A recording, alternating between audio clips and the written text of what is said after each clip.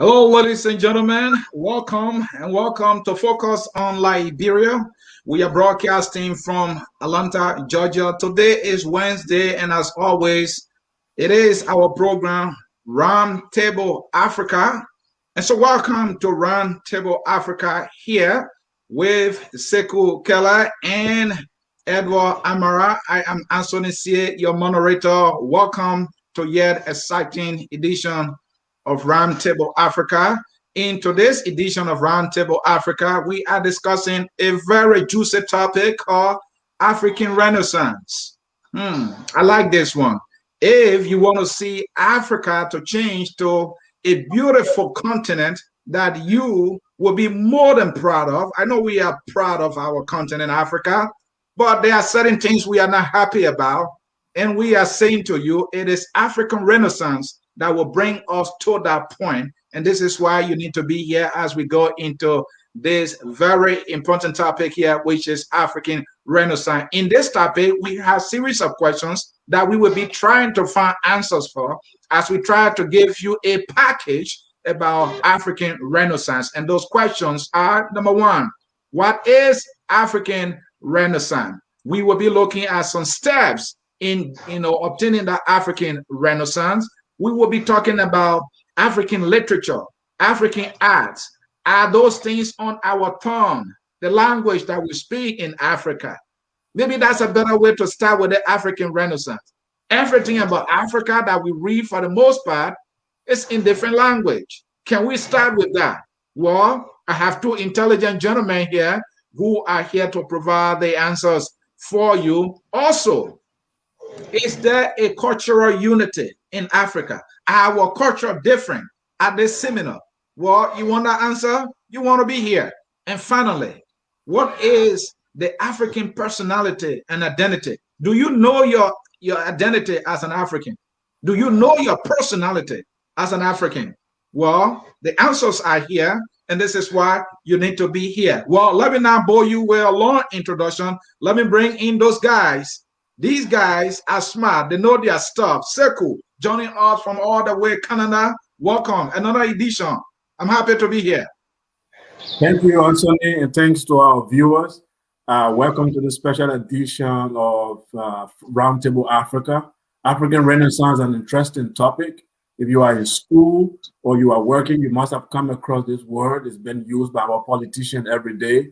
Some people use it as a slogan. Some really using it as political development. But whatever it is, will you ever come across the word African Renaissance? What it really means to you and I is what we want to discuss here today. Thank you so very much. Let me bring in Edward Amara. Edward, another edition. I'm happy. I don't know about you. Let's discuss African Renaissance. Welcome. Absolutely, I'm absolutely happy because when you hear about Renaissance, you think about a social rebel. I think Africans need to rebirth, reorganize, refocus, and re-energize themselves on things that were forgotten. I think African Renaissance is telling us about where we hail from, where we have been going, and if ever we have forgotten our direction.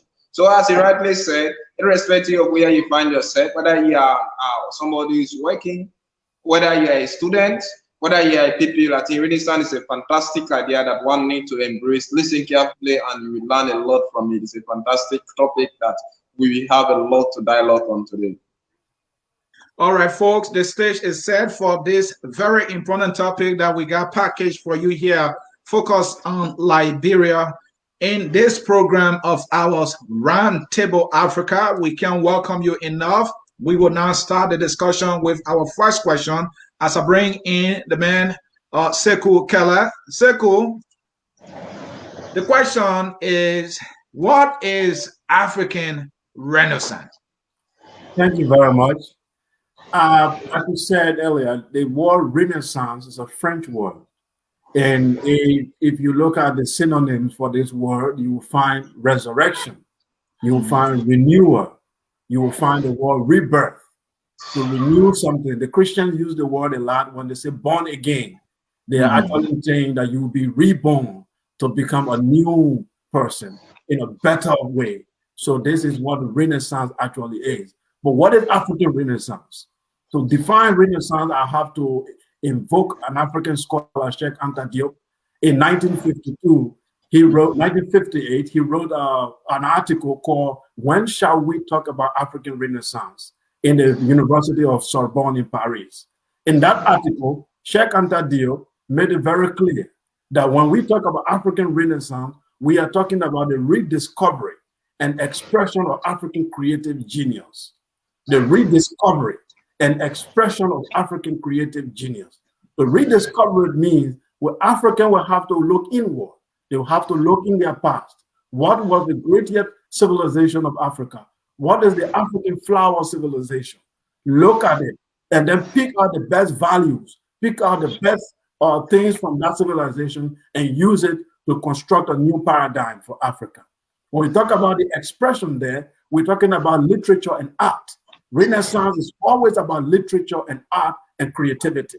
So the African literatures we have today, African history, African romance, African drama, African music, they are in English. That is the European expression. Or they are in French. That is the European expression. Or they are in Arabic. That is the Arabian expression. Where is the African expression? The African creative genius expressed in the African language. That is the point we must get before we talk about African Renaissance. Thank you so very much. Let me bring in Edward Amarat to chime in also on this very tough question. You know, Edward, the thing is that you said it earlier, Renaissance is about change. You said it's a rebirth, right? But we are talking about what kind of rebirth that we need that we can probably call the African rebirth. I know we're using the big word Renaissance. And so that is the question for you. What is the African Renaissance that Africa needs? Thank you very much. The African Renaissance is something that is ambiguous and have a lot of ambivalence things. You see, when we talk about African Renaissance, we talk about a philosophical political movement that aimed to change everything in Africa. The elitism, corruption, and poverty that have plagued the African continent for quite a long time. So Renaissance aimed to curtail those developments, for Africa to be identified by herself, for us to be in a world of globalization now. Africa needs to stand on her own to resist against the cultural, sociopolitical culture that was imposed on us for quite a long time. So Renaissance aimed to make Africa a change one. We should embrace change, but we should not embrace change that will have a negative concomitant effect on us. Don't talk about the African Renaissance. Is to change the African philosophy to the original one that have been. Because mind you, when we suffered colonization, slavery, and imperialism on the African continent, our mentality was categorically changed to another thing. So the African Renaissance actually aimed to revive the Organization of African Unity that was actually created on a platform of solidarity to enforce that we have economic, strong political development into Africa, externally free from any other control. So that is what the African Renaissance aimed at, to rebirth Africa from its original goal, things that Africa had deviated herself from. We need to be identified on the political scene. And that is why when Thabo Mbeki was presented in the sometime in 1997, when he was the president of South Africa, he aimed to even end the debt that was engulfed Africa by then. And when you see during the time of that, Africa had a lot of things. We have war, we have all that political crisis that was into Africa. But because of that, he said Africa need to think at once. We need to act as one. We have to have a solidarity. We need to have a strong economic system. We need to have political unity. So that is what Africa aim at. Africa per se, we know we are family. We belong together. We have the same. We should have the same political unity. We should have the same focus, and we should be rebirthed from anything that is connected to Europe. We need to identify ourselves.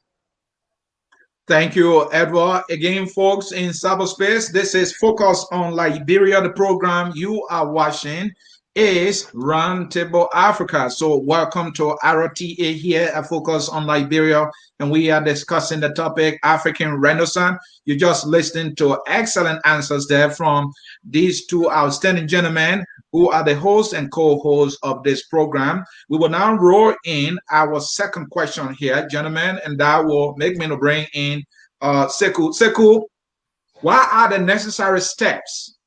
You know, for everywhere you want to go, you have to take the first step. And sometimes one step will not get you there. For us to get the African Renaissance we need, what are the necessary steps that we need to take as a continent and as a people? Thank you. The first step here is we need to understand we are talking about paradigm shift. It has to be a paradigm shift. What has been the paradigm for Africa? Well, there's a concept in Africa that we all know is called development. Every African government are having meetings. We want to have development, development, development. What is development? To them is by building roads, by building few schools, hospitals, make people happy, have some program there. We are saying African Renaissance is the alternative to development. What it is? Because it is about creating the material and immaterial condition for African development. Africa has to get to a point where it's creating its own material and immaterial condition for its own existence. So the first step toward African Renaissance is a paradigm shift. The paradigm we have was given to us in 1884, 1885 at the Berlin Conference. What happened at the Berlin Conference? At the Berlin Conference, few steps were taken by the Europeans.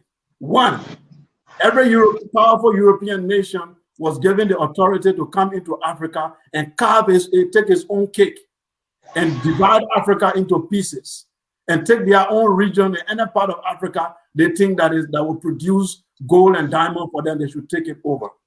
Two, they said that whichever region and the European power occupies in Africa, they should impose their language and their culture. Three, they were also allowed to impose their religion and their philosophy.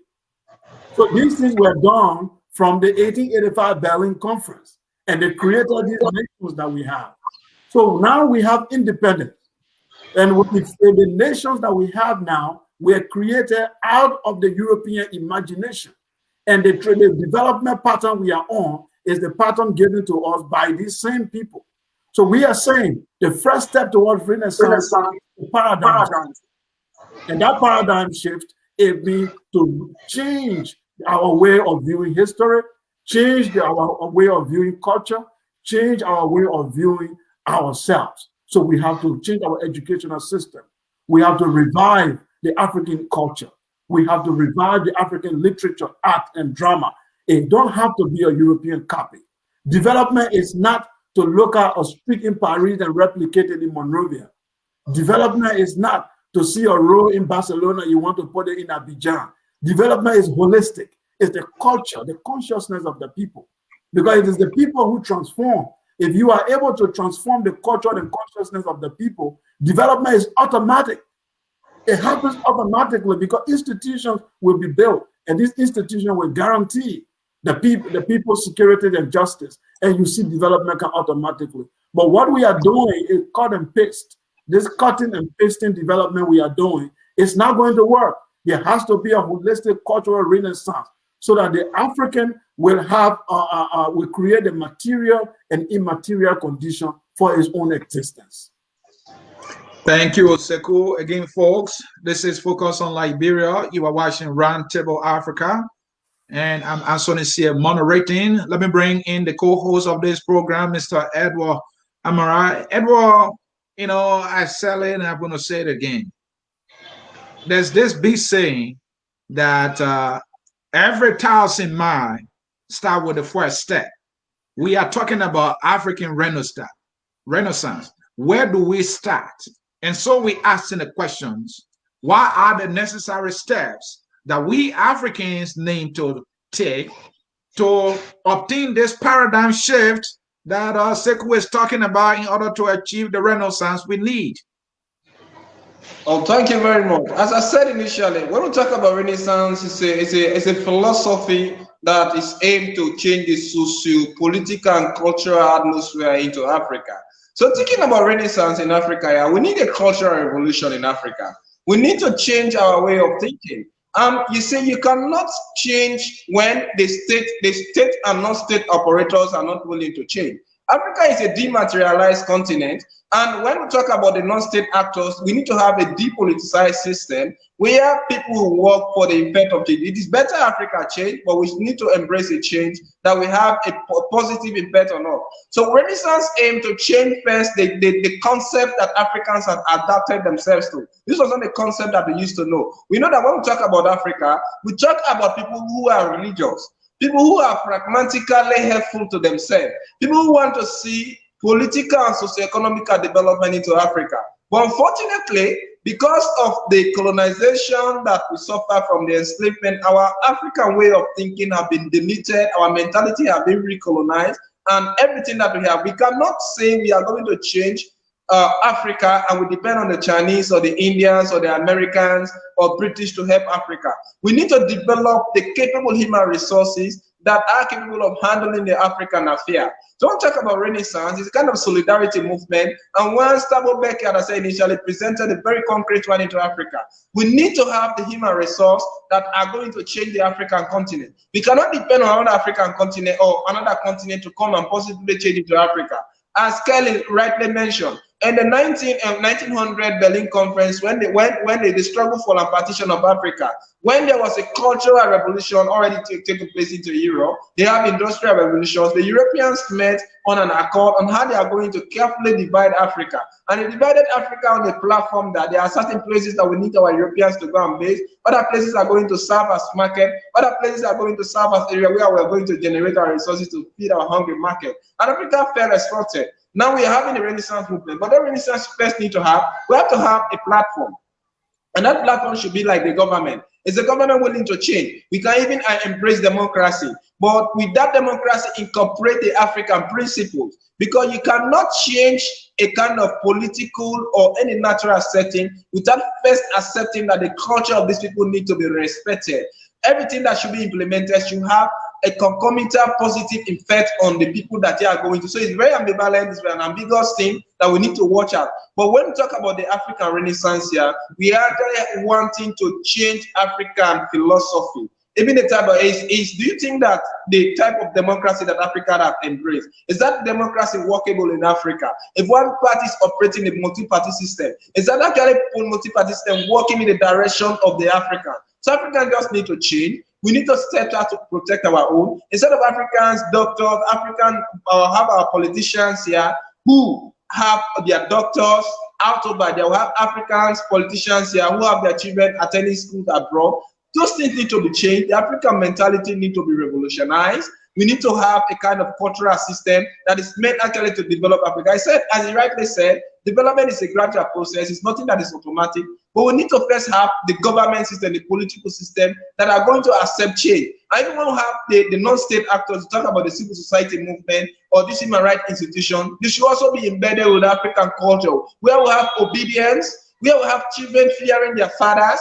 And we have all of those things, because that was what made the African continent to be so united. People fear their king, they see them as overlord, and laws have been maintained. We have human rights institutions into Africa that have disturbed, destabilized our system. Everything has just gone astray. So as I initially said, it's a philosophical political movement that is aimed to change the political setup of Africa and embrace a type of governance system that will be embedded with the African culture that is meant to develop the African continent. We all know that development is not automatic, but we need to have the state operators, the state actors. Our government should actually have that. Africa need to be developed. We need to have a kind of government that is actually patriotic, loyal, that want to see Africa free from external control. We have been exploited for quite a long time. Our brain have been drained. The African brain is definitely drained. We have materials that are outside. How the Renaissance is in position. If you have a very cultural, political cultural movement into Africa that can easily attract our doctors, nurses, lawyers, philosophers who are outside this continent to come back and to understand that we need to understand this continent. But if you cannot have a continent that is run on militant base, you cannot have a police government and expect for people to come to develop Africa. So we need to have the human resource, and there are people out there who can still develop Africa, who are Africans, but I think the political philosophy need to be absolutely changed and embrace change. The state operators need to be depoliticized, and we should have a strong economic system. Thank you so very much. Edward Amara is the co-host of this program, Roundtable Africa, and he is also focused on Liberia, West African correspondent based in Freetown, Sierra Leone. And of course, you are watching Roundtable Africa. I'm Anthony C. moderating in this discussion. Let's come to our next question. And the question we are asking is it necessary to have African literature and art in African tongue?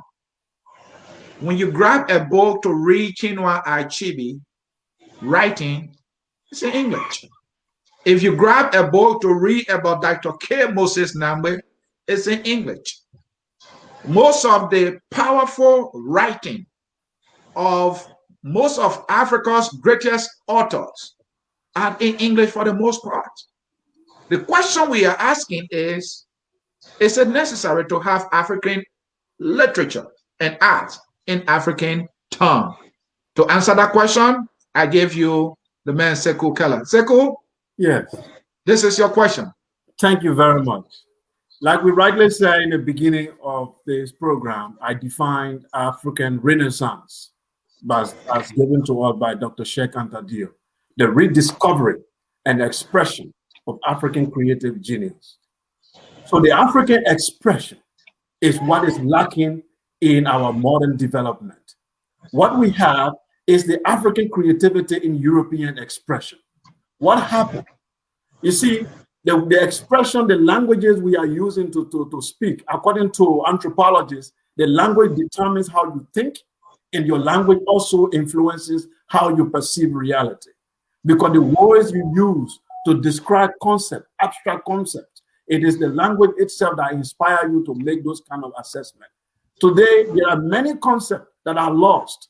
Today, when you even discuss in African spirituality, you lack the vocabulary, the words to explain it to a non-African or even African who is educated in the European language, because the words you are translating, you don't actually have an actual equivalent for them in English. So the African genius and creativity is lost. So that's why you need the African literature expressed in an African language. That's what a civilization is. Imagine Chinese civilization being in English or French. It will lose the flavor that it has right now. Imagine the English civilization being in German or being in any of the African languages. It will lose the flavor that it has right now. So the originality is very important. What is lacking in African civilization is the African expression. And we need that in our literature. But somebody might ask, we have over 1,000 and 1,000, I don't know how many thousand languages we have in Africa. So if we pick up Zulu, for example, and write in Zulu and write African literature in Zulu, and when a man who speaks Kram or Grebo or Kru try to read in Zulu, is it not the same as he reading in English? We said no, because there is a cultural unity, which we'll come back to later. I know we'll discuss the cultural unity of Africa. If a European is educated in French, he is more, he is a Frenchman, but is educated in English, he is more closer to European civilization still than when he's educated in Chinese.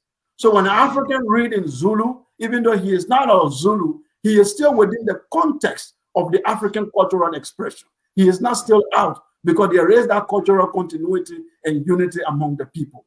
So the African expression is needed in the romance, in drama, in everything that we do. As long as the African expression is lacking, we are only reproducing the European genius. We are only reproducing the European creativity. We cannot go beyond the European. So the European will always move the poles of development. Whatever concept they define, we have to stay with that concept. Whatever concept they define, we have to stay with that concept, because they are the one who are in charge of the language and the expression. So they decide what kind of reality we perceive. So in order to get out of that blanket, we need to have an African expression, African literature, African language, a continental language that will be able to express the African creative genius. It's very necessary. There is not a civilization, never in the history of humanity, that have made any stride without developing a language that was able to express science, technology, and be able to actually help the people to have vision, to express themselves. Without the language, you cannot do that. One of the reasons why modern African states are refusing to unite are refusing to come together is because the European consciousness has come into them.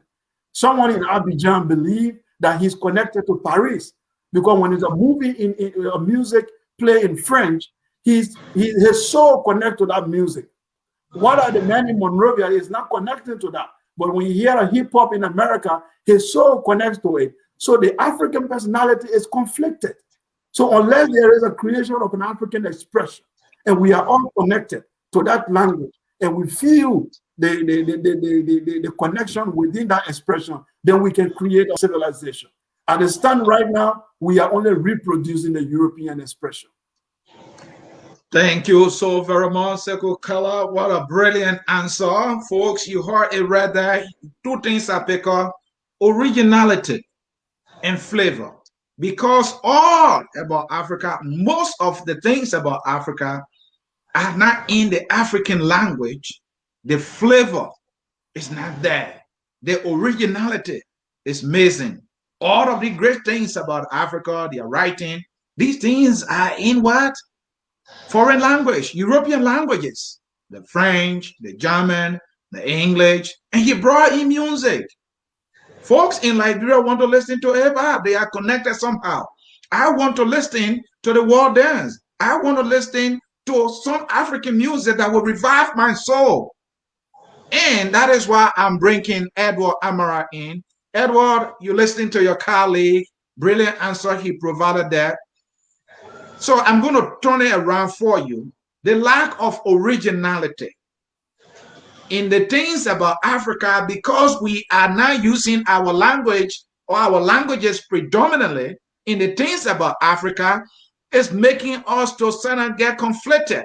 You said it earlier, and you know, and somebody in Sierra Leone, let's say in Cote d'Ivoire, is listening to music from France.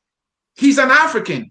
But let me leave it there and bring you in. The originality and the flavor has been diluted in the African mind. How is this undermining the language of the African? Oh, thank you very much. I think the lack of a kind of identical African language that the continent or a sub-region can identify herself with is serving actually as a calculated insult on the African tribe to create anything substantial that may be identified. That is why everything about Africa today is an open secret. Even our traditions that we claim that they are traditions, they are definitely open secret because we do not have a particular language where we can communicate our ideas into. Having said that, we have a lot of African writers who are fantastic. They have concocted better ideas. They have communicated their minds to the African, and that could have served to unite and reunite the African continent to gather our natural resource or the human resources that we have, that we be able to enable the continent strive from one step to another. Unfortunately, because we do not have a particular language that we can communicate our ideas, our mentalities, our philosophies as African, just to ourselves, we have carefully choosing to communicate everything that we have in the European language. That is why the Europeans have studied most of the things that belong to Africa. They have understood.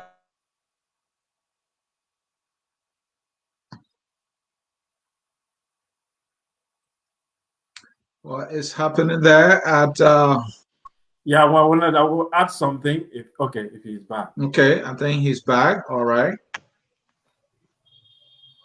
Unfortunately, they are thinking that African does not have anything on their own that she can be able to try from one stage to another. So I think we need to have a very strong language, a language that can identify Africa only by herself. When you see like Wole Soyinka, you think about Chinua Achebe, you think about Josie de Krab. We have a lot of African writers who had something that we also actually meant only to be communicated to Africa. But unfortunately, their ideas were carefully exploited by the Europeans because it was being distributed to them on a platform that was never meant to be distributed. So lacking language is actually not channeling towards the African development. African need, we cannot even create a renaissance here when our ideas are exposed to the world. In fact, not everything about China is known today. It is because the Chinese have a particular language that they communicate their ideas with. So if China is developing today, it is because they developed their language, a language on their own. Most of the Chinese speak English language. Granted, some of them speak French, some of them are multilateral, some of them are bilingual. They speak all sorts of language, but they have a particular language that when they want to communicate anything that's related to China should be done into the Chinese way. You see, the Russian have their own language and they identify themselves with such language. Unfortunately, Africa is lacking that aspect. So I think that is something as a calculated insult on Africa, and the Europeans have made that attempt calculatedly, and they have exploited most of what we have. We still have, because we have young people who have been born into the continent of Africa. They are well talented.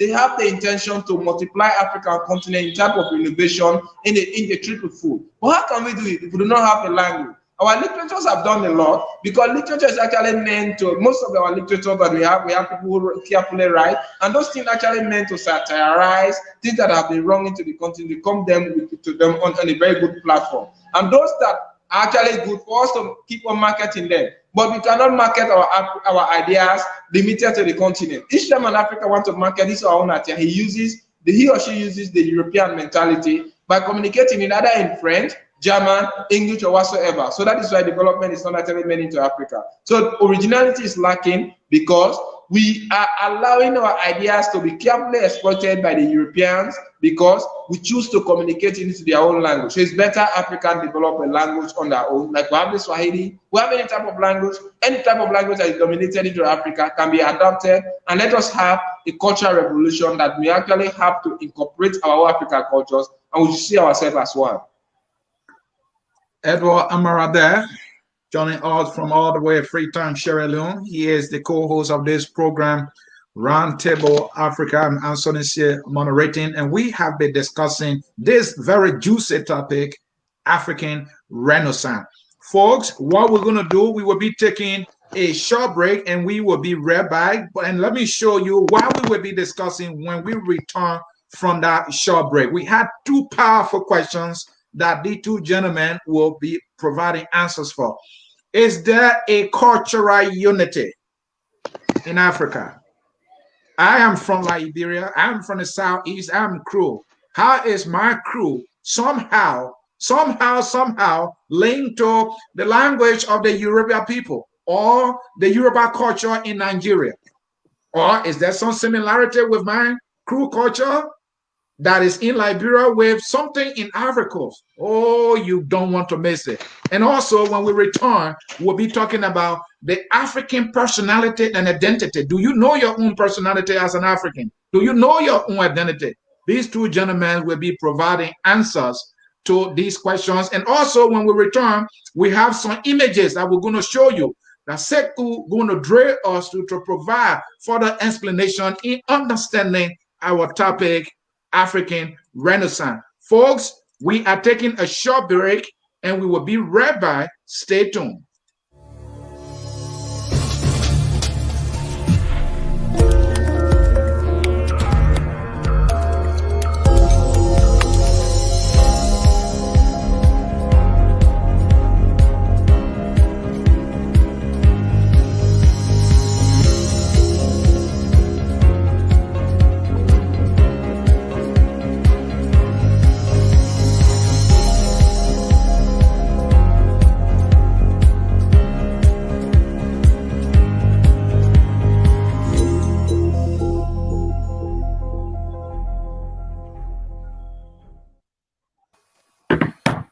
All right, folks, we are back with you. Thanks for staying tuned as we continue on this broadcast on Roundtable Africa. Again, welcome and stay tuned as we continue our conversation. Next, we'll be looking at is cultural unity in Africa, to be followed by our final question: what is the African personality and identity? But before that, let's bring you some images that will follow enhance in providing answers to the topic that we are discussing, which is African Renaissance. All right, at this time, I will bring in, okay, he's here already. Sekou, we have some images here. We want you to make sense of them as we try to find answers and further discuss this topic, African Renaissance. There's an image right there. What is it? What does it do? What does it mean? What is it all about? Okay. Thank you, Brother Sonisi. So we've been talking about African literature, the African expression. In 1978, a Guinean by the name of Suleiman Kante was reading an Arabic newspaper. And in that Arabic newspaper, an Arab scholar said, African language cannot be written. Their language is inferior, just as their body is inferior and their mind is inferior. So the language that they speak, they are like birds making noise. So they are incapacitated to write their language. And their language, in fact, cannot be written. Out of this challenge, he felt the pain that a fellow human would describe his race and his people like that. He decided to create an alphabet, a Mande alphabet, that would be able to challenge modern alphabet and write an African language. Behold, the Ungo alphabet was formed. And this writing right in front of you here is an African alphabet expressing an African, and I can read a sentence for you. It's saying, Alu Niche, I thank you all. Here, when I read this, I have the flavor and the originality. I'm reading an African word in an African language with an African alphabet. A European sees this, he gives me my respect. A Chinese sees this, he knows that this is originality. This is African creative genius. This is my own contribution to global civilization. This is my writing, and I read it in an African tongue. Today, this alphabet is being developed in Harvard University, in Cairo University, in Kofi Annan University in Guinea. So it's something I just want to put out there that Africans are making a lot of progress on this. Thank you so very much. Let me bring in another image that Sekou going to make sense of, folks. So bear with us here as I bring in the next image. The technology is trying to trick me here, but it can't do it. So you are watching Focus on Liberia. This is our program, Roundtable Africa. Bear with me as I bring in the next image. These images further explain, these details about the topic that we are discussing, because it creates the graphic in your mind so that you can better understand what we are talking about. Technology is trying to trick me some way, somehow here, but I will find my way around it. So bear with me, folks. Bear with me. But while we do that, in order not to waste time, I'm going to do this. I'm going to bring in our man, Edward Amara, to chip in on the next question, and then I'll bring Sekou in. So, Edward, let's bring in this question. Is there a cultural unity in Africa? Thank you very much. I think in Africa, there is cultural unity.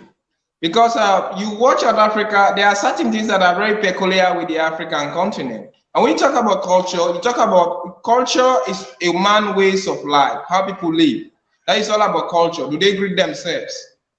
Do they look themselves as family? Do they have respect among themselves? Do you smoke here? So everything about Africa, there is a cultural unity. There are certain things that actually are in unity with the African continent. In the first place, each and every African respects the life of a person. And Africa regards a child to be like a community owned. In Africa, a child belongs to the entire community. You do not have a child on your own. We regard ourselves as brothers and sisters. We do not live like Europeans. We are people who have nonchalant attitude. Nobody cares what goes on into the neighborhood. In Africa, things like that are definitely deleted.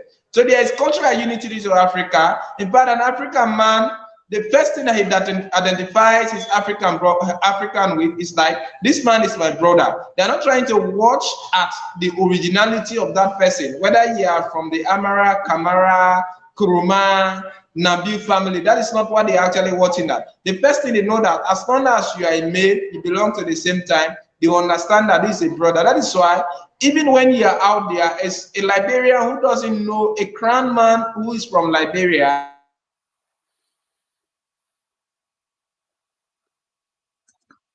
Folks, bear with all. There is a little technical glitch there with the internet. He will be right back. Go ahead. All right. He has never come across that person. He still regards that person to be like a brother to him. So there is a fantastic cultural unity into Africa because we identify ourselves into this continent as our brothers. African sister will watch somebody from, let's say, in fact, there are people and a Senegalese will watch at a Sierra Leonean. As long as that person is an African, he identifies that person to be an African, and he calls that person my African brother. So there is cultural unity in Africa because all Africans are good. They are used to greeting. They're used to identify people who hail from the same continent as their brother. They believe that a neighbor should be like a brother. They don't believe in a nonchalant attitude. They believe in coordination. And we have a fixed tradition. So you may understand that in our own culture, we have what we call tradition. These are things that we have made touch. They should not be changed, and nobody should actually intervene with them. So you must understand that in practicing our own culture, we also maintain our tradition. And those traditions are very untouchable. If you get into Senegal will tell you that we have a tradition into Senegal. And a Liberian will also tell you that we have traditions into Liberia. So there is a cultural unity. We believe that there are things that separate Africans from other continents. So it's a fantastic idea. There's cultural unity into Africa as long as we are acting as one. Thank you so very much, Edward Amarat. Now I got that image. Well, let me allow Sekou to chip in on the question. Let get all the necessary answers to this question, and then we will move to the images. So, Sekou, we're talking about cultural unity in Africa. Do we have that? Yes. Cultural unity is very important, and then we have to talk about it. You know, anytime you talk about, anytime, yeah.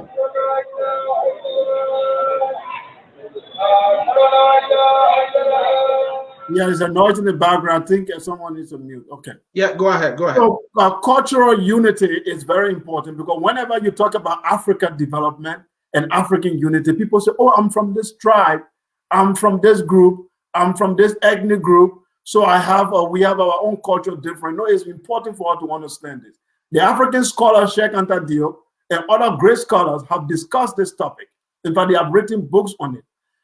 When we talk about cultural unity, is that what are those things that are common among African people that you cannot find among other groups of people like Europeans and Asians? And we say we have a lot of them. The first thing that have been discovered is the matrilineal system in the African culture. The matrilineal system opposed to the patriarchal system that you have in Europe and Asia. In all African culture, authentic, before the arrival of any intruders, Africans have a matrilineal system where the woman play a very central role in the family.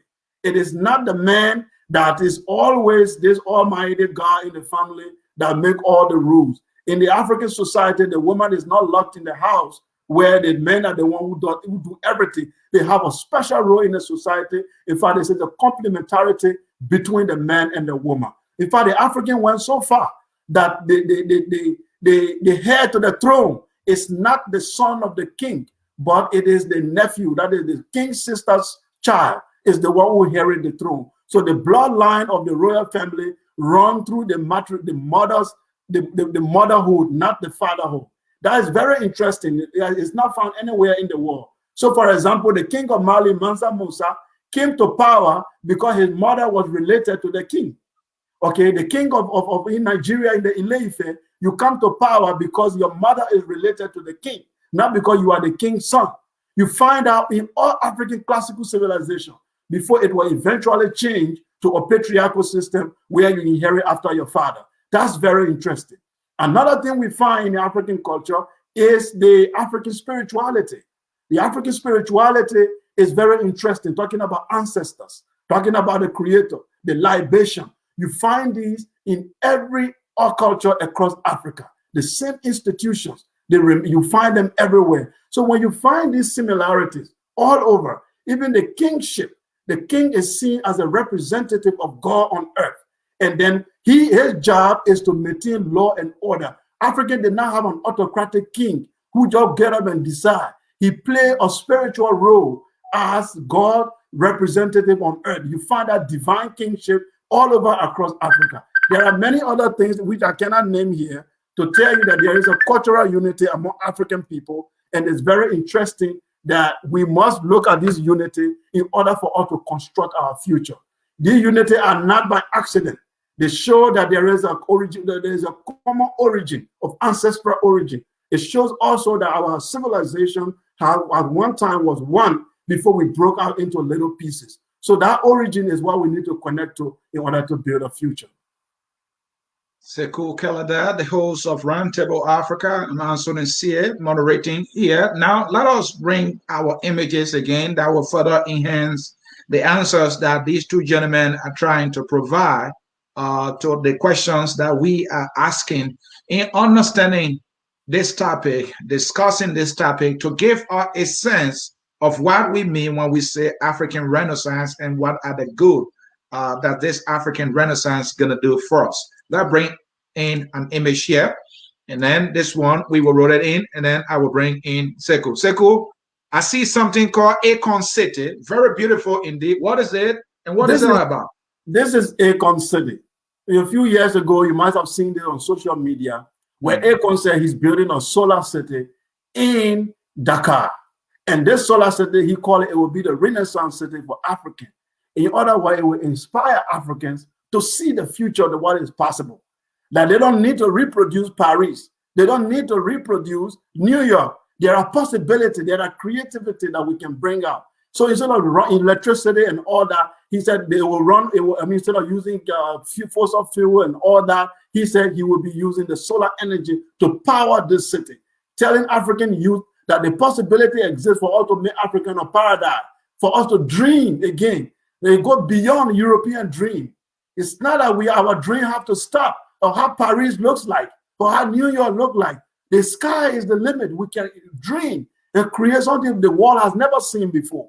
That's what Akon is about to do. There's no solar city anywhere in the world. And Akon is about to put this dream down in Dakar, Senegal, to make young Africans to visit this place. It will be like a wonder city. Then they will dream that they can create something powerful that the world has never seen before. This is what our ancestors did. And that's what Renaissance is all about.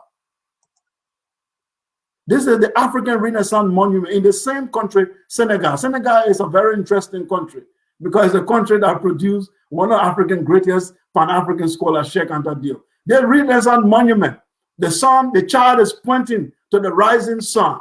The father is standing there holding the mother, saying that they are moving into the future. The child is moving into the future. Wherever the mom and the dad stop, the child is pointing that the vision and the mission has to continue. African, the future is there. We have to look into the future like that little child pointing. This is the African Renaissance Monument in Senegal. It's inspiring the African consciousness, telling us, let's move into the future by bringing our past and also considering what we've lost, what we gained, and what we can learn. This is the African Religion Encyclopedia. I brought this in here because it's interesting as we talk about African Renaissance that it is about African expression. And culture is the expression and worldview of a people. African today have a foreign religion, Christianity, Islam, granted. But whenever you ask them, what did the African believe before the religion came? They tell you that, oh, our ancestors worship trees and they worship mountains. And sometimes this misinformation are given to them in schools. Today, we have an African religion encyclopedia. Pick it up, read, and understand that monotheism was born here on an African continent. Whatever you are talking about in religion in there, Africans have a profound understanding of the divine and spirituality that anywhere else in the world. And what you call mountain worship are all misconceptions. And you have no excuse because there are books and there are encyclopedias written now for you to have references and go back to the village and ask your people whether the information is consistent. So this is an information age, and Renaissance means we have to revisit everything holistically. Here, these images are made of granite. They are found in the Cairo Museum. You can also find them some of them also are found in the museum in Sudan. These people are known as the Black Pharaohs. This images are coming 2000 years BC, 600 BC. These pharaohs did the first Renaissance in the history of humanity. By 600 BC, the Greeks and other people have taken over Egypt. They ruled Egypt and destroyed this African civilization. They brought in European language. Everything about Africa was gone. These so-called Black Pharaohs, which are all Pharaohs were actually black, but Europeans called them Black Pharaohs, they came out of inner Africa. They came around from Sudan area and they conquered Egypt, and then they brought about Renaissance. They said the literature has to be revived, the religion has to be revived, the architecture has to be revived, the African personality identity has to be redefined. So they created one of the classical civilizations that lasted 100 years before Egypt finally fell. So when we talk about Renaissance, we are not copying European. These were the first African Black Pharaohs that did the first Renaissance in history of humanity. Here is an interesting picture. This is called the Chinese Renaissance propaganda picture. If you know about Mao, there is something called the Great Lift about in the 1950s, when the great Chinese leader called Mao was moving Chinese out of darkness and bringing them into their Renaissance age.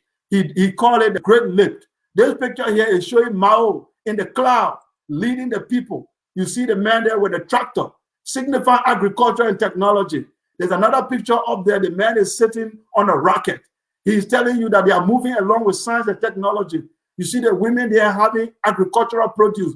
They were trying to stimulate the mind of the Chinese that we are moving into the future. It was called a Great Lift. So it was not just a slogan. It was a political, economic, and cultural program to move the Chinese people. And today, China is is one of the powerful countries in the world. So Renaissance is the best alternative to development. You have to improve the culture and the consciousness of the people. Then development becomes automatic. Wow. Sekou, thank you for using those images to put context and meet on the topic that we are discussing, African Renaissance. Folks, African Renaissance is a topic that can activate your Africanness, to take ownership of who you are first, recognize who you are, your own identity, and try to take responsibility for Africa. It can start with yourself, your family. It can start with your village. It can start with your county. It can start with your country. And after it all, Africa will be the Africa we all dream to be proud of. You are watching Roundtable Africa here, a focus on Liberia. I'm Anthony C. moderating. And we will now roll in our final question. Because of time, we will roll in our final question. And that question is, did I get that wrong? Yeah, I think I got it wrong. This is it. What is the African personality and identity? And it was something I was talking about first. To start that conversation on this question, I gave you Edward Admiral. Edward, we're talking about personality and identity of the African man and woman. What is it? We can't hear you, Edward. Hold on, let me unmute you. Yeah, when we talk about personality, what do we mean? We mean Africans have personality. When we talk about personality, what do we mean? Something that will uniquely identify you from other people, that you can be easily located and described. So I think each and every African has a unique personality, and those personalities are actually embedded into African continent. In the first place, an African man is always an African. We normally say that. We are only Africans because we behave as Africans. We have certain things that differentiate us, or that is serving as a dichotomy between us and other continents. That particular thing is serving as a dichotomy between us and any other person that we meet. When an African person meets his or her own brother, I think the first thing an African does is to identify that person that this is my own brother. Our personality is so unique. It is so intelligent. It is so fantastic. And it's a personality that makes us to easily adapt to ourselves, our cultural aspect. And the personality helps us to first identify the man as an overall leader. In Africa, we think and feel that males are the dominant force. It is because of our personalities that we do things the African way. It is because of our personalities we have been great respect. It is because of our personality that Africa do not even want to accept the fact that there should be what we call cultural revolution. Wherein we have what we call where we have people seeking for their own personal rights and identity that are not in correlation with the African continent. We have certain things in Africa that we know and realize that this is untouchable. It is because of our personalities that up to now our culture have never been able to accommodate the development that is taking place into Africa, because those personalities have differentiated us, have eliminated us from either adopting to things that are out of our own culture. Then in coming to our own identity, any person must be identified.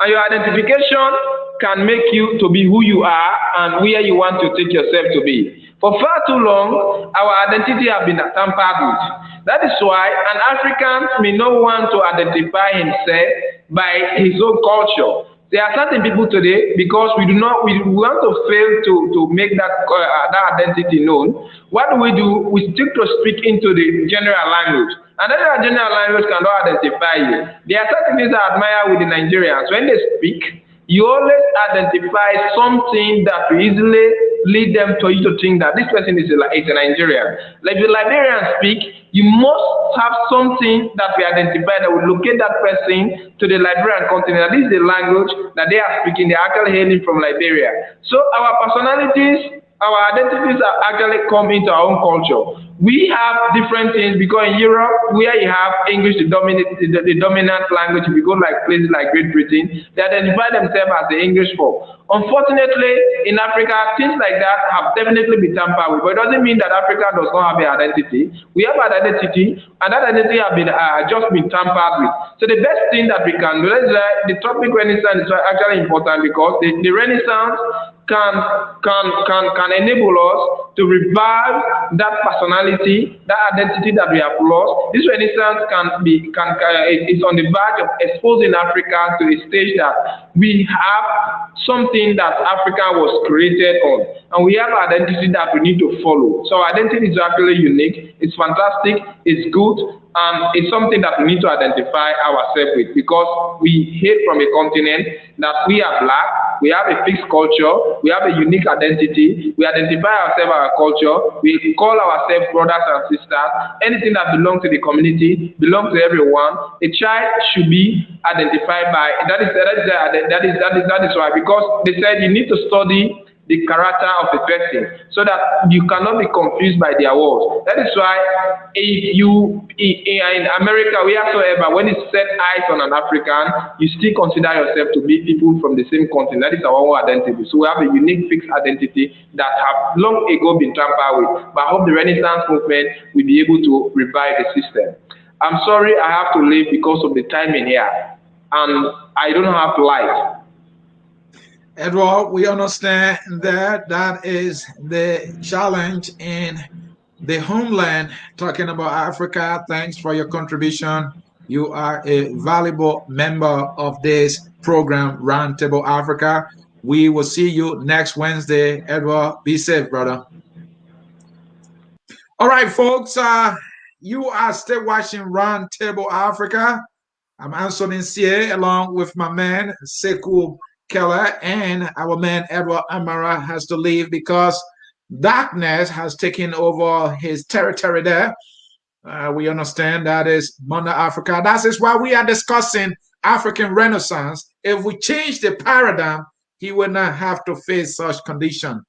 Sekou, our final question here is the one that sums it all up. That is the African personality and identity. What is the African personality and identity that set us apart from all others? And are we proud of this personality and identity that we have as Africans? Are we? Yes. Thank you very much, Brother Sonisi. I will approach the question like this. You see, every conscious being asks the question, who am I? Every conscious being, as long as you are in your right senses and you are mature, The first question you will ask is not who is my God or what have you. It is who am I? Because it is from that question, the answer you provide or you supply to that question will now lead to all other things. Who am I? So the who am I question is what every civilization fight to define.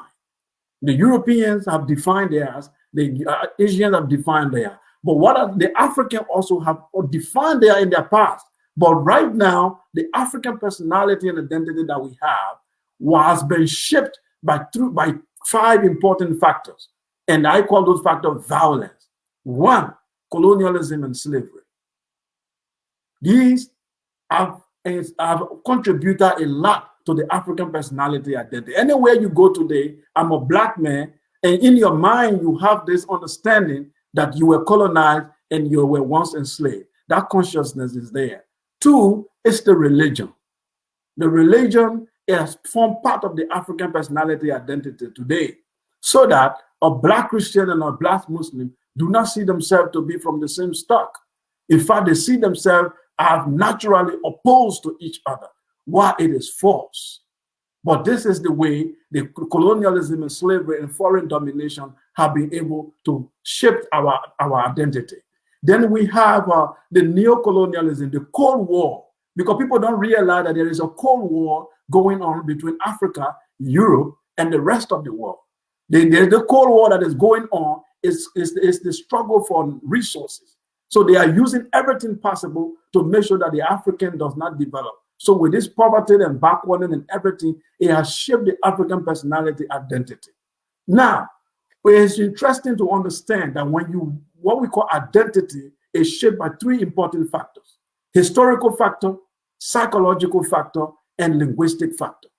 The historical factor of identity, when we go back to classical history, it shows that the black African is the creator of civilization. That is the conclusion we must reach, that he is the first Homo sapiens sapien, and he is the creator of civilization, and he needs to be conscious of that. He needs to be conscious of that he was the originator of civilization. He is not borrowing or trying to learn civilization from European. He's trying to take back his birthright. That approach is very different. That all the white people did everything we want to learn is different from we did everything and lost it. Now we want to regain it. That consciousness is lacking and need to come back into the African. Then what is important, apart from the historical factor, is the psychological factor. The African inferiority has been written in so many books. It has been repeated by Asian and Europeans so much that it resonates with some African. That even an African with a PhD feel inferior to an uneducated white man that he sees on the street. It's a very dangerous thing that is in the mind of the African that needs to come out. So there is a self-esteem issue that needs to be reconstructed. There is this issue of inferiority that needs to be reconstructed, that he regain his self-esteem, that he is, in fact, the creator of civilization, the first man that walked this planet, and he is, in fact, a full, complete human being that needs no tutorship from Europeans. He has to reclaim that. The linguistic factor is what we just discussed about. That has to do with cultural identity. So the African personality identity needs to go beyond colonial paradigm. It needs to go beyond the tribe and the clan. Because the tribes and the clan, these are things that were created also by colonialism, but people don't realize it. Because before the colonial people arrived, Africans were creating empires and kingdoms.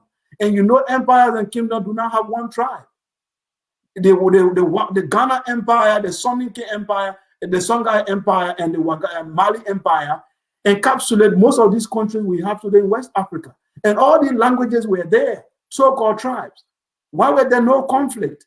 Because the concept of tribe, which means a group of isolated primitive people living in a place, isolated place, was never what Africans thought themselves to be.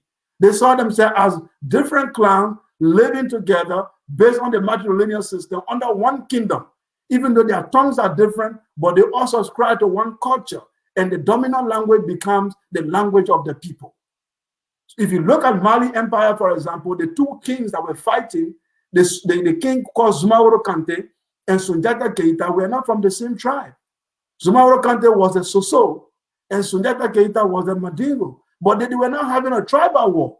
They were having a cultural, political issues that they discussed, but they never fight based on their tribe. So the tribal identity itself is a colonial concept that we need to grow a national identity for ourselves so that our tribe are seen as being a member of one larger family, which is our nation, our civilization as Black people.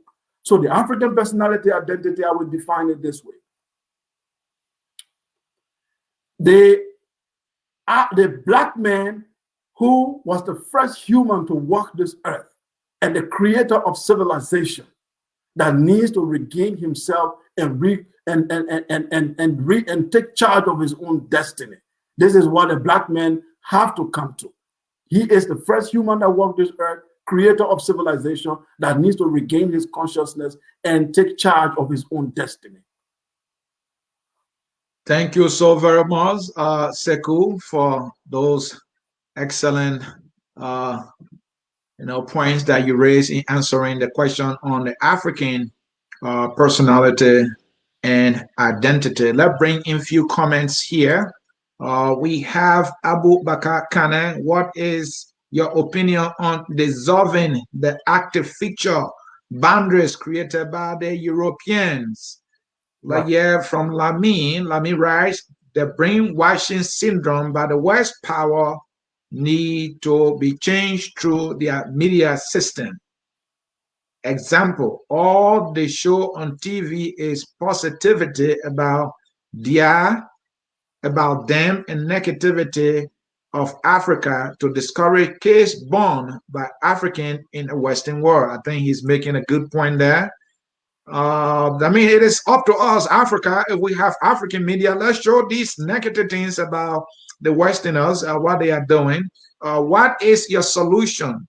In the 70s, there was a movement to make Swahili a global national language for Millennium people all over. You want to respond to that? Yes. Okay, so the first question that I saw, so what's your opinion? This is the question you're talking about. Yeah. Border. Yes. In fact, the African Renaissance is all about the end goal is to create the United States of Black Africa. I know other people are saying the United States, the continental unity, including Arabs, but my approach is the cultural unity of Black Africa, because that's where the cultural unity is. We don't have a cultural unity with our North African brother. Even they are occupying our soil. We know it from the 7th century that they arrived. That is a debate for another day. But now to collapse the borders, yes, the borders being collapsed, people are afraid. They think that when we collapse this border, there will be some kind of clashes here and there. No. You see, in a federal system, the states have their own state law. For example, recently in America, the state of Texas told Biden that they are going to reject the issue of masks and they will decide not to use masks. Biden could not say anything. The only thing he could say is to curse them and say they are behaving like Neanderthal. So to tell you that the president is even frustrated, he can't do nothing because of the Constitution. So when you want to build a federal United States of Black Africa, you create strong law that every state, we will have our George Weah to be our president, where our state law control our Liberianness will be there, but we belong to a federal pact. And that federal pact, it will be able to secure our security. Air Force, okay? Economy, there will be factory created. So if I find job in South Africa, I just pick my passport and fly to South Africa, I'll go and work. If there's a factory in Nairobi, Kenya, I just get in a train and I go, no police going to ask me. But my security, the Air Force will be there. The innovation, the technology will come. And a brilliant person in Kenya will bring his brain and contribute to the African goodness. So we are not going to destroy these states. We will have this president be there, but we'll have a federal system that will be able to put these resources together. So we all gain, so that we don't run away from our continent. So we have jobs, we have factories, and we live in peace and harmony. This is what so these borders have to collapse. But there will be a procedure to that where we are not going to allow a president to come and become a king, like the nonsense we have right now, where democracy is being used as a joke. We want a strong institution where the president knows his boundary. There's check and balance. The states have their own law. That's what we want in a federal United States of Black Africa. Let's come to this question about, he said in the 70s, there was a movement to make Swahili a global national language. Yes, a consensus has been reached, but right now, Swahili is the most popular African language in the world that is well known. If you watch Lion King, all the names they use there, the song they sing Hakuna Matata is Swahili. The name of all those animals in Lion King, they are all Swahili words. Swahili words have been used in so many, even Hollywood used that language a lot, and is spoken by several languages in East Africa. Swahili is the best choice for now, but it's lacking a lot of vocabulary because it borrowed a lot from Arabic. So people are saying a lot of vocabulary is needed to supplement some of these words that were borrowed. So the African classical languages will be revived to supplement that, and Swahili will be used because Swahili is very popular already. It's already in so many languages, so we can pick it up. So when I go to South Africa, I speak to my brother. It's in an African language. I go to Congo, I speak to my brother in an African language, and the Swahili still has the flavor and the taste of the African culture and expression. Thank you so very much. We have a comment here from Augustine Tamai. I know he's watching up from District 16. That is the borough of Ninkrutan. That is my base. And he writes, good evening, Edward Amara. He's trying to greet our man, Edward. Simeon Kroma, thank you all so much, guys. Somebody must be impressed with the conversation. Prince Cephas Deva is watching up from Monrovia, Liberia. He is an affiliate of Focus on Liberia. He is one of our guys on the ground that in Monrovia, Liberia. Folks in cyberspace, at this time, we will come to the end of this broadcast. Thank you for staying with us throughout the broadcast. We appreciate your time. This is Focus on Liberia, where we educate, we elevate, and promote all things Liberia. Well, we have passed our time, and so we will bring you our closing song to close this broadcast, and that song is We Are All Liberians. Thank you. We catch you next time. That will be next Wednesday on Roundtable Africa. Thank you for watching, and bye-bye. We are Liberians. Liberia is our